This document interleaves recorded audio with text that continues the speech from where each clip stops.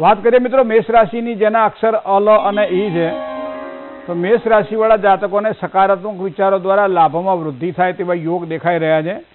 વ્યવસાયાત્મક દ્રષ્ટિએ વિચાર કરીએ તો યાત્રાની અંદર પણ વ્યવસાયની યાત્રામાં સફળતા પ્રાપ્ત થશે. જેટલો વાણી ઉપર નિયંત્રણ રાખશો એટલું જ કાર્ય તમારું સફળ બનશે.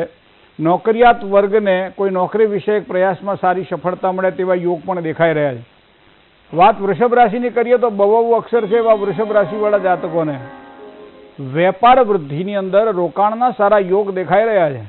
નોકરિયાત વર્ગને ઉચ્ચ અધિકારી વર્ગની ઓળખાણથી અથવા સારા સહયોગ દ્વારા કામકાજ સારા પ્રાપ્ત થશે. સારા કામકાજની સરાહના પણ થાય. આનંદમાં વધારો થશે. પરિવારના સભ્યો હશે તો એના સ્વાસ્થ્યની બાબતમાં થોડી ચિંતા આજના દિવસ માટે રહેશે. હવે વાત કરીએ મિથુન રાશિની, તો ક છ અને ખ અક્ષરવાળા જાતકો એ મિથુન રાશિના જાતકો છે. વેપાર ધંધાની અંદર સારા લાભની વૃદ્ધિના યોગ દેખાઈ રહ્યા છે. નોકરિયાત વર્ગને સહકર્મચારીઓનો એક સારો સહયોગ પ્રાપ્ત થશે. લેવડ દેવડમાં થોડી ઉતાવળ ન કરવી.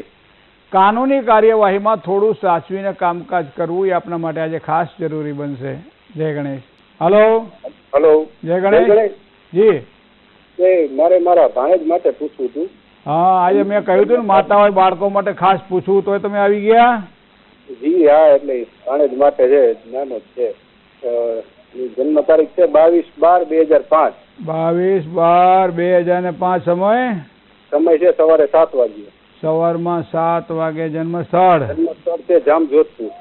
જામજોધપુર. શું પ્રશ્ન હતો?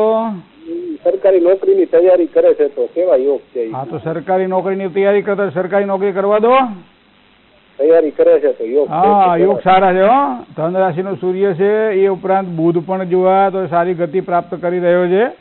એ ઉપરાંત રાહુ મીન રાશિનો થોડી મહેનત વધારે કરાવડાવશે. કર્ક રાશિનો શનિ પણ સામાન્ય રીતે એકથી વધારે વખત મહેનત કરવાથી સારી સફળતાની પ્રાપ્તિ થાય. બુધની વીંટી સારી પહેરાવી દેજો, જેનાથી સારી સફળતા મળશે. જય ગણેશ.